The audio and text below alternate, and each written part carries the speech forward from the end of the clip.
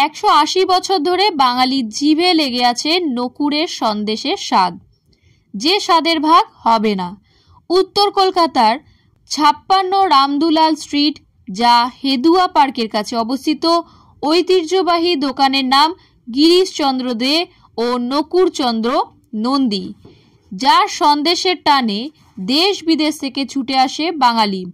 সেখানেই রবিবার হাজির দেব। খাদানের সাফল্যের মাঝে একটু মিষ্টিমুখ করতেই হয়, কিন্তু নিজের জন্য নয়। বিশেষ কাউকে মিষ্টি খাওয়াতে দেব ছুটলেন উত্তর কলকাতার এই জনপ্রিয় দোকানে। এদিন নিজের সোশ্যাল মিডিয়ায় খাদান পরিচালক সুজিত দত্ত রিনোর সঙ্গে একটি ভিডিও পোস্ট করেছেন দেব।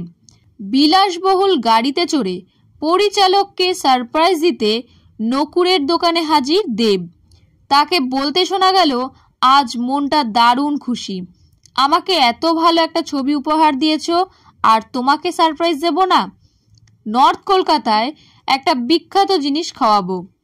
এরপর গাড়ি থেকে নেমে শটান নকুড়ের দোকানের সামনে লাইনে দাঁড়িয়ে পড়লেন নায়ক। বললেন, আজ ওর জন্মদিন, ওকে খাওয়াতে হবে। এরপর নিজের পছন্দসই মিষ্টি কিনলেন অভিনেতা। ততক্ষণে দেবকে মিষ্টি কেনার লাইনে দেখে চক্ষু চড়ক গাছ আমজনতার।